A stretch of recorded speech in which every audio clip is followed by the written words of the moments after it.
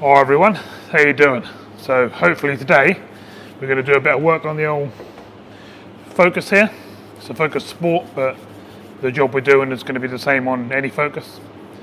So we're going to be doing the rear stabiliser links, suspension arm stabilisers, which are these in the box here.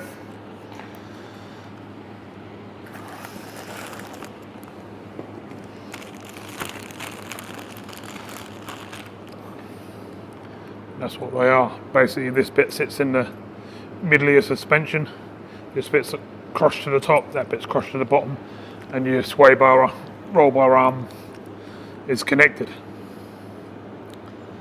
So that's what we're going to be fitting today. So if you'd like to know how to fit these yourself and save yourself a fair bit of money, hopefully, carry on watching and we'll go from there. My name's Carl and this is Waterside Workshop. So let's get cracking, let's get the car in the air.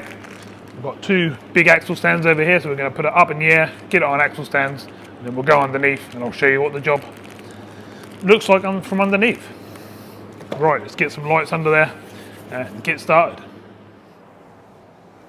Okay, so let's get started. Get your jack under the centre of the car. Get yourself in the centre of the rear axle.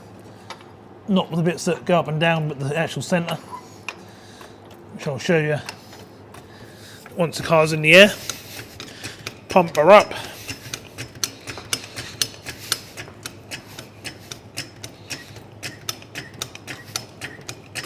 You're going to hear a bit of noise in the background. That's just the old heater system on. We're sitting at sort of 1 degree at the moment. It's late in the evening, so it's pretty cold, so I've got the heaters on.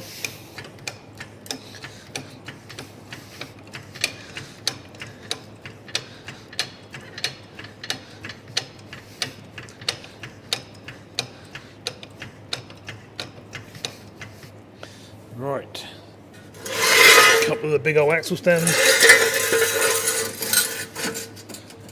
which we'll put under like so.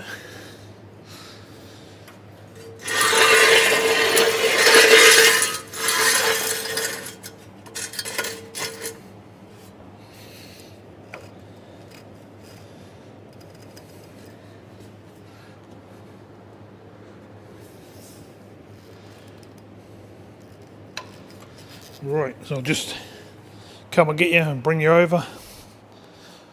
Let you see under there how we're set up. So we're all lit underneath, so you can see what's going on. Jack in the centre there, like I said. Axle stands on the sides. And that's these bushes here that we're going to be replacing. Now on this car, they've actually snapped off on the bottom. Don't be alarmed if yours have done that as well, because it's quite a common fault on these. They do snap off. So basically these are connected to the roll bar, which goes all the way along the back there and over to this side as well. At the moment, obviously this one's doing absolutely nothing. It's going to sit there tight because it's still up against the suspension, but it's a case of getting these out now, replacing them and seeing what's what. So I'm going to let a bit of pressure down. Hopefully this is going to push these up, which is going to take a bit of tension away from the bar, and then we should be able to take some out and we'll go from there.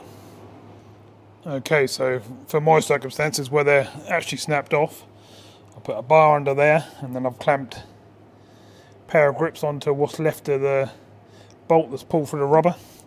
This piece of rubber here was on the bottom there first, so I had to just pry this off, which I've done, and they're gone pretty hard and not in the best condition.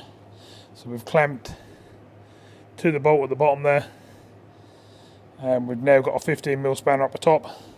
We're going to hold the grips with one hand, turn the 15 with the other, and then just go backwards and forwards until we come loose. So I'm still undoing this bit at the moment, and the bottom half is sort of falling apart on me as I do it, but it is coming out. I just want to show you the little wood trick I do. What I basically do is get the lever in between the anti-roll bar, lever it down, put a piece of wood in the other side, or anything really, as long as that's sort of strong enough to hold it. And then that just gives you a bit of distance between the bar and the frame, so you can work. So the frame, so the bar is just not hitting the bottom of the thread and that, and just in your way. So it's just a little trick I do. So I thought I'd just pass that on to everyone. Hopefully that'll help you out. You can stuff anything in there really, as long as it's fairly strong. Right, let's see if we can get this side undone and removed. Okay, so as you can see, that one's out now. Had to use the bar and just pry it a few times. Once I'd undone the end of the nut, as you can see, that span a few times. But with the grips, we got it out. We forced these out with the bar. It's pretty much fell apart, as you can see. It's been on there a long time, probably the original ones. But now I'm going to get these ones out of the box. And we want these nice shiny new ones in. So as you can see how they're set up on the bar, we want this middle part of the bar inside the rear suspension leg. Then we want these on the outside, these top ones and this bottom one.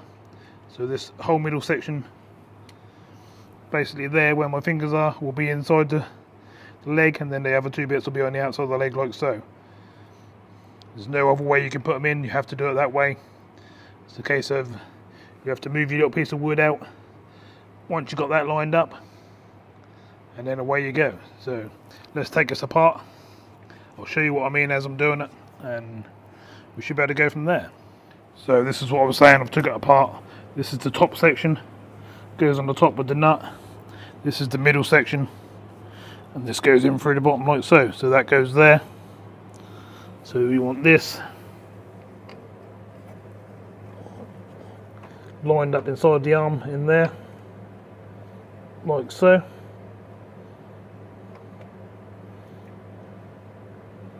And then you put the bottom part through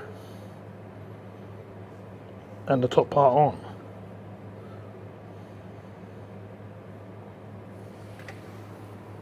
So this is very awkward to film because I'm so low to the ground I can't get the camera on the tripod, but you basically want that how we're sitting.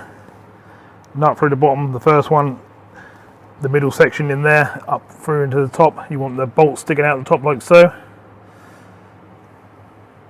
And then the top rubber goes on, and then the bolt on top. So I haven't got enough hands to do that, so I'll put that on top and then I'll show you it afterwards, and I think you'll get the idea. So we're got it all back together, and as you can see, you have one sticking out the top, your middle section's up in the chassis, and your bolts at the bottom. Now, the bolts on the new set, because these weren't genuine Ford parts, these come from a motor factor, they were 17mm instead of 15.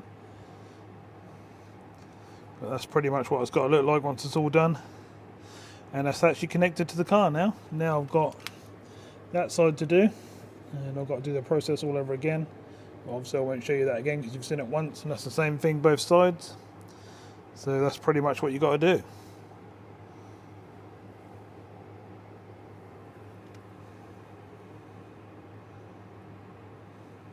The ones that I've put in are a bit different to what I took out. The ones, your original ones, are rubber, whereas these ones are like a hard plastic.